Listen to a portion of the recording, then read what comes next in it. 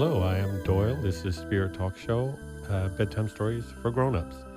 We are reading AI-generated stories, and we're mixing it up a little bit. We're going to read some Reddit confessions tonight. We're also going to read some stories based on other topics. But if you guys would like to get involved, you can go to spirittalkshow.com. That's where you can get all the information about where to hear our show, what's good, and you can listen to them all infinitum. And of course, we do like to have people in the studio with us. And today, I've got Connor Dean. Hey, Connor, how are you? I'm good. How are you? So you grew up in a small town. Tell us what it's like being. Did you know you were? Did you come out in your town, or was that much later? Well, so I did grow up partially in the Bay Area, and when Okay. I was in the Bay Area, it was like north of the Bay. When I would say about 10 years old was when it kind of like hit me. I was like, oh wait, boys are pretty cute. Yeah. And I think like it quickly transitioned from boys and girls are cute, I want to be normal, to quickly just being like, oh wait, now I think this is like actually what I'm So, doing. so you said the words "I want to be normal." So you grew up in a culture and a community where you perceived it as not normal to like boys, right? I mean, like kids at the time, like, they'd be like, oh, that's gay, That's that's gay. this. Well, I And, mean, yeah, of course. they act like that. And of course, you're all hazing each other because you're all like running around trying to be Mr. Popular, trying to be whoever you are. I mean, come on, it's a fifth grade. Everyone's got the big personalities at the time. Well, how did that work out for you? What was your big personality in fifth grade? Well, so like fifth and sixth, like I kind of was a wallflower growing up a lot. Mm-hmm. I mean, I definitely was like the kind of like my ADHD was like very prevalent as a child, and like my Yeah. teachers were always like, Connor, shut up, Connor, like, can you stop? Oh, Like, well, and I yeah. was like, Me sorry. too. So And it's you're fun. so you're a small town boy, and you found yourself a small town boy too. Is there something in that? Oh, there might be something in there. Yeah, Well, so I moved to Grass Valley. That's yeah, where. yeah, Oh, I said okay to say that. oh yeah, of Yeah. course. I mean, Well, whatever you want to share, it's your information. And by the way, I used to work in a camp in Nevada City, so oh wow. yes, I know that area.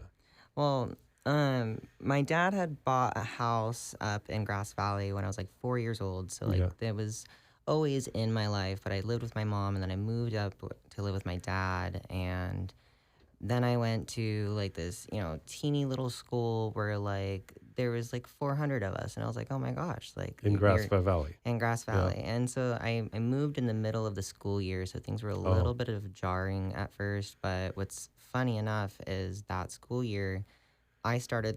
Grass Valley starts a couple days before other school districts, yeah. and I went to the first 2 days of school there, and then I went and started my school back in the Bay Area, and then I moved back, Oh and my gosh. everyone like remembered me. They're like, "You were that kid that started like for 2 days." And then left. Yeah. Yeah, but I mean, it was honestly like moving to a small town was actually like I would say very beneficial, especially to like growing up gay. I mean, Yeah. yes, like it was an area where people are a little more opinionated in ways that are maybe not so friendly towards it, but there was a lot of, specifically that area, there's so many people that are just kind, good-hearted, like they Mm-hmm. purely do not care who you are. There's like, hey, like, can you push your cart into the thing rather than leaving it in the, like, That's nice. So you're totally out to your family now, or yeah. you're Yeah. totally out and they know, and your family's okay with it. There's no. Yeah, I would say like I would say my entire family is okay with it. I don't think I've run into anyone in my family, like even extended family, that has had anything bad to say. I mean, originally, me and my dad did not see eye to eye on that, Mm-hmm. but that was more so of a religion thing, and then he kind of Yeah, figured that out. I was kind of gonna eke onto that there a little bit. So, how much do you want to talk about growing up Mormon? I mean, honestly, you can get into that as much as you want. I mean, people like people would stop you on the street would be like, "You're Mormon?" And you'd be Yeah. like, "Yeah." And they'd be like, "Do you have horns or like a tail?" And you'd be like, "What? Where does this come So, from?" what is the big thing about the Mormon faith that we don't know? That well, what is that? Because we hear about the planet, right? Getting your own planet, right? We've heard about that, but is there Yeah. something else about it that we should we should know? Well, I mean, so like, in a nutshell, yeah, I mean, you get to create your own Earth or whatever, Yeah. right? But like, that's after you die or whatever, and you're Mm. supposed to be like, we're all back with God. We've all become angels again. you're returned into like the perfect being you are, and you're supposed to be like God, where you get to create worlds, where you get to be the God of Okay. that world. But Okay. like, I don't know how much liberty you get with that, where if it's like oh, by the way, there's one above me still, but like I am your God. Like I don't know what it But is. wasn't Joseph Smith like 14 or something when he found the tablets in upstate New York? That I think yeah. so. Yeah, I think he was like 14. I think he was like 14. Yeah. But he never showed anybody the tablets. He said they were secret. Yeah. They said never. So this a 14-year-old went into the woods and said, "No, hey, now I'm allowed to marry like multiple girls, and I can't show you the tablets though. Yeah. I mean, What am I so missing?" Yeah. I mean, history. If you go and like actually look at the historical accounts about Joseph Smith, like there's so many things about him that they do not tell you in the church, obviously, because they don't want you to know about Of that. course, of But course. the story is, I prayed to God, and like an angel said, "Go to the forest, Hmm. like here, and you're gonna find these things." And he's Yeah. like, "Okay." And so like that was God and Jesus Christ, and he was like, "Go over there, you'll find these." And he's like, "Okay." Goes and finds them in a log or something. I don't know.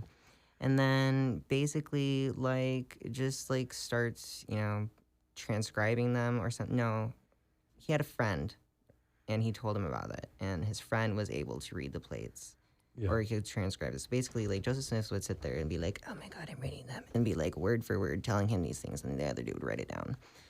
And basically, like the gold plates, if I remember it correctly, the gold plates is supposed to be the Doctrine and Covenants portion of like the Mormons like Bible. So like Mormons have the Bible, and then they have the Book of Mormon, and then they have the Doctrine and Covenants, and there's like another Exodus or something at the very end. Not Exodus. Oh my God. Wow. So Some other thing. well, okay. I want to talk a more fun thing. So before we started, you said you really like anime, really, and you didn't want to geek out, but I kind of want you to geek out. So, Well, what is the geeky out is thing that you could say about anime?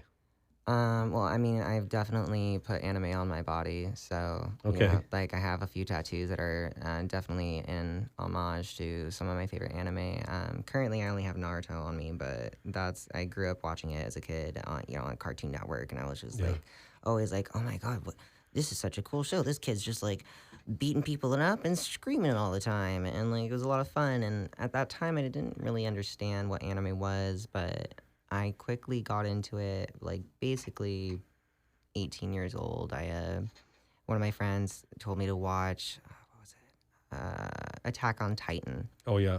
And that one, it is it's a fun anime. There's so many things going on in it. And once you get to the ending of it and you see like how many plot holes and twists and everything there are, it's like kind of a masterpiece in the way that it was like written in terms of just like the storyline. Like I was just like, the fact that someone could think up something like that is crazy and beyond me, and I loved it. You don't think you could think up something like that?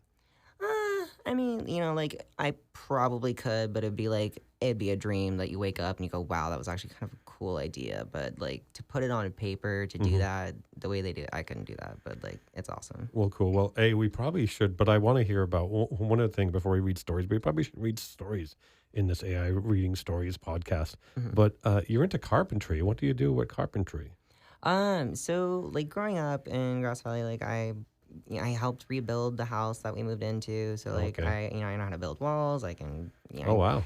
I can do lots of things around the house. I built a deck one time when I was a kid. Not like a full on like you can put everything on the deck. It's just like more of a small deck, but I did that. I'm into like flipping furniture, and I find that very fun. So like the skill of carpentry, like I mean, I watch all the videos all the time, and You're still doing it now? You're flipping for furniture now? I haven't flipped a piece in forever, but Okay.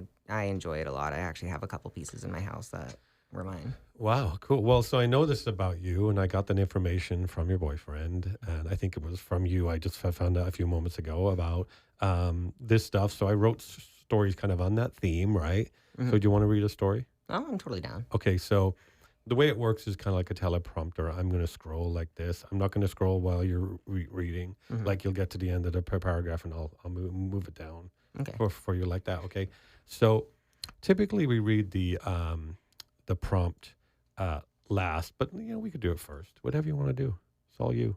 Totally. I mean, I guess I'll read it first. And so this is written, by the way, and I don't know why I wrote it. It wrote it in a Reddit story style. That's why it has that subject line at the top. So okay, I mean, that's fine. I mean, so yeah, that's why Naruto runs like that. I mean, that's a great way to start. I mean, yeah. some people ask me like about Naruto, I'll be like, yeah, they do run like that. I know the Naruto run. I'm not a huge anime fan. I don't know a lot about it, but I know the Naruto run. Everybody knows that. Everybody knows. I mean, there was all those kids that were doing it at school all the time. I mean, I won't lie, I did it when I was like maybe What? 8. And I'm a middle school. I was a middle school teacher for 20 years. I mean, I'm still a teacher, and you see all that stuff all day long. Okay, They're never gonna stop. so they're never gonna stop. Okay, like now it's all Riz and stuff like that. I don't get Yeah. that. It's too far beyond me there. Okay, well, I'm a teacher still, so I still have to hear it. I So, know. okay, so when you're ready, you're going to read, and I will scroll as you go. And you can, the screen's movable if you need to see it better. Alrighty. Okay, and go. All right. So yeah, that's why Naruto runs like that. That's a sentence I found myself saying to a 7-foot tall alien with 4 glowing eyes and a tendency to drool when confused, which was often. Let me back up. I live in a town so small that the biggest attraction is a gas station with the best beef jerky in the state. That's funny. Population 2,000. Gay population, probably just me and old Mr. Jenkins who glares at me over his bifocals. What? But one compliment my boots one time. So when a UFO crashed in my backyard, I was automatically the most interesting thing to happen here since my cousin married her high school rival out of sheer spite. The alien, who I named Kevin because his real name was a series of clicks I couldn't pronounce, was surprisingly chill about being stranded on Earth. He picked up English fast, mostly through YouTube and my extremely patient explanations, but there was one thing that truly blew his mind: anime. It started when he walked in on me watching Attack on Titan. Oh, look at that. Well, there we go. His eyes went wide as he watched a dude get absolutely chomped on by a Titan and then left out a horrified gurgle sound. Human media is violent. I paused. Oh, this is nothing. Wait till you see Berserk.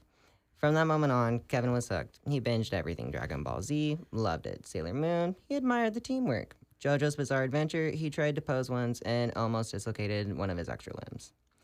Explaining anime concepts to him, though, was a challenge. So, this Naruto is a ninja, he said, stroking his chin, but he wears orange.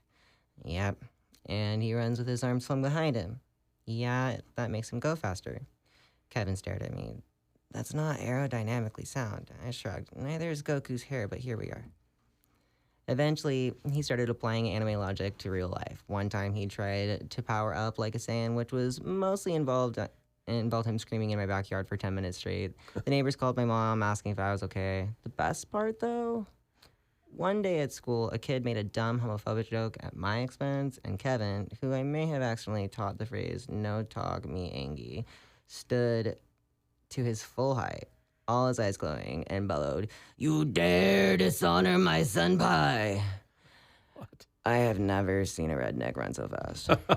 That's So funny. yeah, my life's weird, but if anyone asks, I'll proudly say that I was the first human to introduce anime to an alien species. And honestly, I think they're better for it. So he took the alien to school? Is that what happened here? I guess. I mean, I don't know if he put him in his backpack or if he just like walked him around. I mean, I guess he became like, the celebrity of the town because he crashed in his backyard. Oh, yeah, I thought it was going to be like a secret alien. So, okay, anime, what do you think of this story? Like, what, is it brought up all the key ones? I mean, it's definitely brought up some good ones. Like, I mean, JoJo's Bizarre Adventure was not one that I enjoyed. The art style is just not my vibe, and Yeah. it's a little different, but a lot of anime is a little different. Sailor Moon, I watched that as a kid. My sister watched it as a kid. Mm-hmm. I mean, obviously, he talks about Naruto. Dragon Ball Z, I watched that as a kid. I mean, who didn't? That's more, like, real, like, everyone knows about that. It's one of the big ones. So, But cool. Is there one that you think it left out, a key one it left out? I mean, it is not one that I have gotten into, but everyone loves One Piece, and like that's one I could have thrown out there. I mean, JoJo's Bizarre Adventure was a big thing, but like Dragon Ball Z, Sailor Moon, Naruto, Mm-hmm. like Inuyasha, those are like original older ones where like if you don't even watch anime, like you've probably heard of them. Yeah, I mean, as I said, I'm not a huge anime fan, and I have heard of them. So I thought it was funny. Is that an anime word, my senpai? Senpai. Senpai? So senpai is just Japanese, but inherently, it's like someone who is either older than you or like a grade above you in school or whatever. It's Yeah. like someone you just look up to in some type of way. You call them senpai. Okay. Is that that's Japanese word then? Yeah. It's not anime word, or is it in anime? Well, it's in anime, but anime is like, I mean, it could be, animes can be in Chinese, they can be in Korean, but typically Okay. most animes that I watch are in Japanese because I do not watch it dubbed. I think that sub is better. Yeah, well, you should. So what does where's the word anime derive from? I know it's animation, but what's the other part? I don't think I know.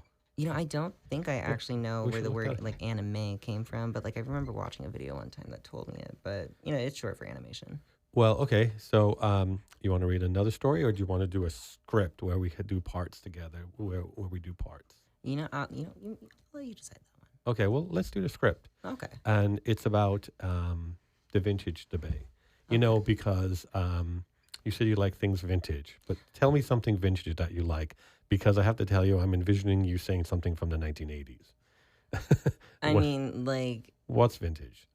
for me, like, I really like 1950s, like, all Okay. of, like, the cool, Thank God. like, the glass, the fun lights, the lamps. I mean, when people show things like, this is the lamp that's, like, 80 years old, and it's got all these moving parts in it, I'm just like, someone really created that, and it's just phenomenal. I mean, like, old IKEA, like, how they're bringing back their, like, vintage designs. Granted, that's, like, from the 70s and 80s and Yeah. stuff, but, like, they're timeless and gorgeous, and I freaking love it. But also cars. So this is a story, because when I speak to my students, they're talking about like they say the movie Goonies is vintage, right, and stuff like that, or That hurts my soul. or something from think about like some TV show from 2004, like the show Lost, right, is vintage, right, because the kids have just no concept of, I don't know what the definition of vintage is. Their amount of years. I don't know. I mean, I swear to goodness, I saw a girl who was like, I just bought these at a thrift store. They're so vintage. And it was literally just bedazzled jeans. And I was like, that's a pair of Roxy jeans. Like, Bedazzling is vintage. Okay, so this is a script. We're going to do parts. And actually, I was impressed in your first story. You were doing different characters, and you were reading it in very like conversational style, and you were putting some acting into it. So that was good. Some people had one guy on last year who read like the, and it was kind of painful. But okay, that would be pretty fancy. So I will read the character stuff and stuff like that, and then we'll have to decide what parts we want. So the characters are James, Okay. mid-30s, loves old Hollywood classic cars and anything pre-World War II, thinks vintage means pre-1950s, and as Dan, in the early 30s, he grew up in the 80s movies and cassette tapes and thinks vintage is basically anything older than 30 years. So which character do you want to be, Dan or James? I'll be James. Okay. You'll be James and I'll be Dan. Okay, so I got to do a younger voice because I'm definitely not in my 30s. Okay, so scene, a thrift store. James is holding a 1920s pocket watch. Dan is flipping through a stack of vinyl records, and then that's your part. All right. So I'm holding up the watch. Okay, yeah. Now this is vintage. Look at this craftsmanship. Pure 1920s elegance. Holding up a Madonna's Virgin record like a virgin. Okay, but so is this. That's retro at best. No, dude. Vintage just means old but cool. This is from the 80s. That was like 40 years ago. 40 years isn't old enough to be vintage. That's just dated. Says who? Says like history. If it's not pre-1950, it's not vintage. So what? The 70s don't count? Bell bottoms, vinyl? And what about Star Wars merch? That's classic, not vintage. There's a difference. You're making up rules. I'm preserving integrity. Integrity? It's not like there's a vintage police. There should be. Someone has to stop you people from calling 90s flip phones antiques. Okay, first of all, 90s stuff is collectible, not vintage. I have standards. Oh, thank God. But seriously, vintage means old enough to feel nostalgic, but still functional. The 80s fit. That's not vintage. That's just mallcore nostalgia. How dare you? Look, when I think it's vintage, I think speakeasies, Model Ts, jazz records, not leg warmers and neon windbreakers. And when I think vintage, I think Walkmans, arcade games, and synth. What's that word? Synth music? Synthesizer music. Is that what it is? I guess Yeah. so. Synth music. Okay, sorry. Ugh. Yeah, I didn't lead into your line well. uh, I'm sorry. And synth music, Ugh, well, you're gonna tell me VHS tapes are vintage next. they are. I can't be here anymore. I love our debates. I don't. I know. They continue browsing, and the argument clearly far from over. That's the end of the scene. Oh, wow. So That's cool. I don't that. So this is your first time. Is this your first time experiencing stories? These stories were generated today. I came in and I wrote some stuff about you, and they were generated by ChatGPT. Here's the actual place. Here's a place they were actually generated. Write anything in here, and it'll write you a story, a poem, You know, I have not played around with like AI like that, but I know about ChatGPT. I know like how it works. I've seen some videos about like when people ask it to like write things or like create images, and I actually just played around with the Instagram one, and you can it scans your face and you can be like, oh, imagine me as this or that. In fact, my boyfriend's friend last night told us about it, and it was actually a lot of fun. And it's the pictures that it creates are kind of funny. They can be pretty like horrifying too, because that incident I told you earlier that happened with me, I was thinking like, oh my gosh, he could create pictures with my face, right? Because, I was telling him, okay, so you're going to do a story. By the way, we're supposed to read the prompt on that. And it was, write a 2-person script about what vintage means. One thinks it thinks, well, English not good, from the 1920s, and the other thinks it's from the 1980s. So I think this story was good, but it didn't really go anywhere, right? It just was very flat. We just talked about things, and it was very predictable, right? It was kind of like something you could see like during a commercial. Yeah. And I've noticed that if you don't give it good prompts, ChatGPT will write something that sounds like it's written by a middle schooler. So, okay, so we're going to read this story. So about your job, you are a restaurant server, right? Or is that your job? Or you? I'm a manager in a restaurant. Oh, you're a manager. Okay, I thought. Well, I'm sure but you worked as a server, right? Yeah, I mean, I still do serve and like wait tables. So I mean, I guess you could still say I'm a server. You waited me one time. In fact, there was something wrong with my order at the time I was there. Do you remember? You probably don't remember. No, that long ago, I probably couldn't remember what was wrong with your meal. Oh, it was nothing. I remember your party though. Yeah, I think it was just that I'd misread the menu, and I thought I thought ice cream or something was going to come on it, or cream or something. Oh, you must have had one of our crepes because it says there's sweet cream crepes, but it's sweet cream. That's vanilla cream inside of the actual the batter. So I guess I was envisioning there being some cream on it. Okay, so you're going to read this one, and we are. Can you believe we're 23 minutes already? That's how fast it goes. I mean, honestly, you get me talking, I'll just keep talking. Well, good. That's what the show's about. So okay, you're going to read the story. It's called, you want it when you're ready. All right. Well, this is called Confessions of a Tired Server. Look, I love my job, mostly. I work at a busy, overpriced restaurant in the city, and the kind where people drop $100 on a salad and still complain. And I've seen things that haunt me. Incident number 1, the water snob. There was this one guy, let's call him the water sommelier. He ordered room temperature still water with precisely 3 ice cubes. Not 2, not 4, 3. Okay, weird, but fine. I bring it, he stares at it like I just handed him a live grenade. This is not room temperature. It was 5 minutes ago. Take it back. I take it back, let it sit, bring it out again. He swirls it like he's judging fine wine, and finally nods. This man wanted me to age his water. So have you had any incidents with water like that where people are snobs? I mean, I do experience it where, you bring water to the table because that's what you're supposed to do, and most of the time people want a little bit of ice. Some people want a lot of ice. Some people want no ice. 99% of the time, it's like no problem, but I have had some people ask me, like, do you have spring water? And I was like, no, I'm so sorry. Like, we have it off of the soda machine. And they're like, and then they left. Oh, they left. Wow. I was like, oh. Wow. I mean, I think the only thing I don't like about water is it tastes not great in downtown, whereas because I have like really nice water out where I live. I was going to say this city. I haven't said that on on my show before where I actually live. Okay, Well, so I understand that the water back home at my mom's house in Grass Valley, like where I literally like, so we have a well, and like yeah, the water is just like, I mean, it you can taste the minerals, but it's like it's good water. yeah, mine's a well too. The whole town is a well actually.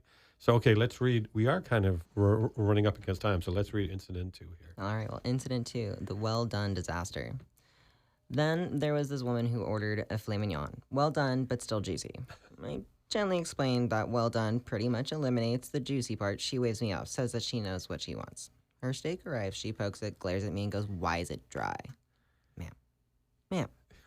Please. That does that happen before that people don't that happens or should happen that Like, people don't really know when they ask for what it's going to be. yes, like most recently, someone ordered a Benedict, which traditionally your eggs are poached, and they're gonna be a little like soft on the Runny, inside. they're supposed to be But they're runny. supposed to be. Yeah. The whites are cooked, but the inside is runny. Mm-hmm. Well, we serve it to her, and she complained that her eggs were undercooked and still raw. And I looked at her and I said, "Oh, I'm so sorry. Like, we can change the egg style for you, but traditionally they do come poached, which means the inside is still runny." And she goes, "No, I order Benedicts all the time. I know what poached is. This is raw."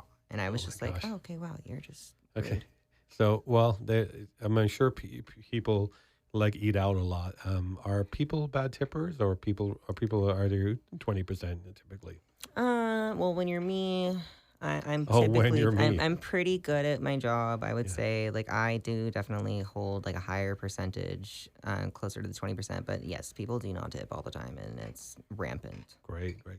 Well, we're getting pretty close to the end of the first half here, but thank you for. We'll come back after the second half, and we'll continue reading these parts. But if you guys would like to get involved, go to spirittalkshow.com. See all the information on there. We'll come back after this and continue reading stories with Connor. Will you come back after the break and read some stories? Of course I Of will. course, yeah. Well, like I'll let the doors locked anyway. So come back after this.